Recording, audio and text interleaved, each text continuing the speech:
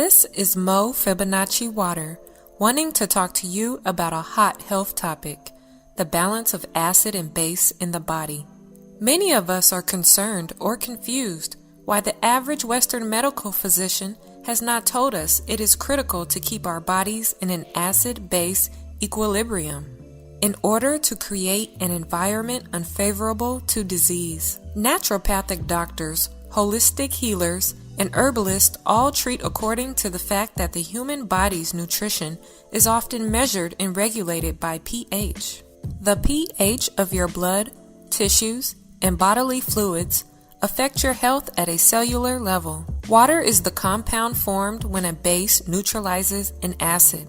Water's pH is nearly neutral, just like our blood should be. Herbalist Dr. Sebi, who has claimed to heal incurable diseases, has become quite a popular household name for his proposal of the consumption of alkaline foods. But many don't receive the underlying message that there is no single pH that applies to the whole body. Everything has its own pH, so in essence, there is a constant flux between slightly acidic and slightly alkaline. There are some rare diseases that actually call for acid. The acid in our stomachs help digest the foods we eat. The pH in our intestines is higher to help our bodies absorb important parts of food, such as vitamins, minerals, proteins, carbs, and fats. Americans tend to have the most corrosive and destructive diet that is high in acidity. Excess base behaves like excess acid in the body. It burns. After you burn anything, even in liquid, what do you have behind? Carbon ash. Have you ever seen the bottom of a pot after burning up spaghetti? That black stuff is ash in the bottom. Extreme acid is high in temperature, whereas extreme base is cool, as seen in dry ice. Symptoms and complications from acid may appear immediately, like in heartburn, or later down the road as a chronic disease. Any extreme of either acid or base will cause an equal amount of damage. The goal for an optimal pH is to keep the acid and base in proper ratio, avoiding the acid ash residue. All animal flesh and animal byproducts, most nuts, beans, alcohol, nicotine, and all synthetic foods including sugar are acid. Even some fruits and vegetables are acidic. Sounds like everything we grew up eating, huh? When acid builds up, disease arrives. When your cell and tissue pH levels deviate from a healthy range, the acid waste normally discarded through different elimination routes start to back up like a clogged sewage system.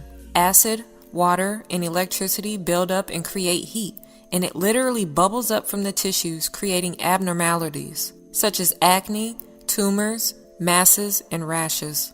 The symptoms will start to manifest on the extremities, away from the vital organs.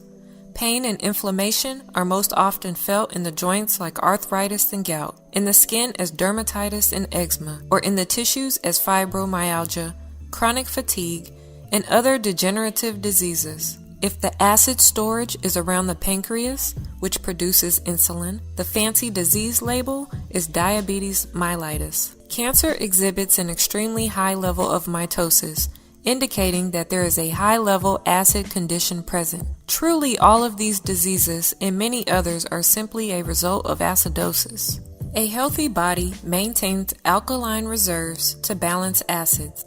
The body is alkaline by design and acidic only by function. All cells need to get alkaline blood flow, even stomach cells, which is a good reason why there is a protecting mucus layer inside of the stomach. Most fresh fruits and all vegetables are alkaline. When large amounts of alkaline minerals are drained, the body will rob the organs, nerves, bones, and tissues. The body is aligned with the circadian rhythm of the earth. In the day, we are more acidic because acid and electricity are creating activity for processes like metabolism and oxidation. At night, the body doesn't secrete as much acid and the levels go down. The body is more magnetic and your pH is more alkaline as the body heals and grows. Help the body out by being mindful of what you eat. Meat or citrus with white sugar after working out at noon is quite acidic to the body. Everything we see in life, such as matter, may not have a spirit, but everything has a subatomic and invisible origin.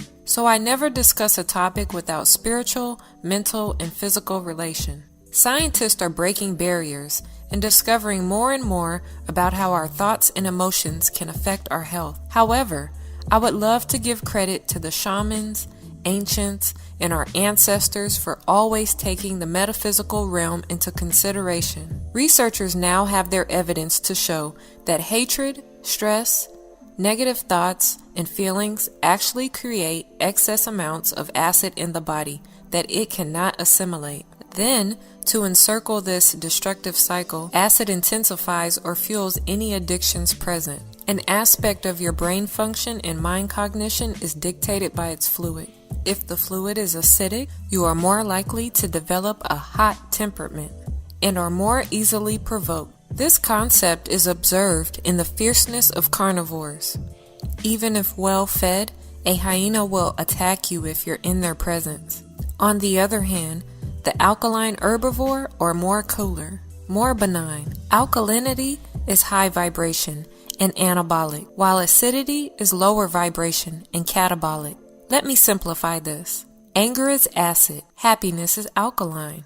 Tears of sadness are acid. Tears of joy are alkaline. Stress is acid. Relaxation is alkaline. Exercise is acid. Rest is alkaline. Nature is both acid and alkaline. Your body is constantly either breaking down or building up. The balance of both in our lives is necessary, for we all have pieces of us that need to be broken down and rebuilt at times. Our body, mind, and soul must always be in equilibrium. In a world filled with acid media, our spiritual selves can be pushed out of that ideal range, but we can buffer those acidic influences by knowledge and love for ourselves. Just like we have buffers in our blood to protect against extreme pH changes, it will put our heart back in balance with the heart of the mighty all. What I want you all to consider is becoming a self-healer and really getting to know your body, or at least making an alternative health provider part of your health care team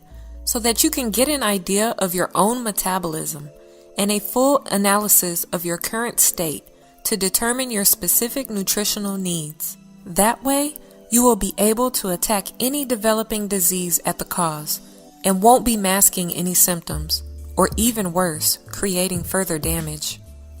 And this is Mo FibonacciWater, here to tell you that you create your own reality and that nothing is a coincidence.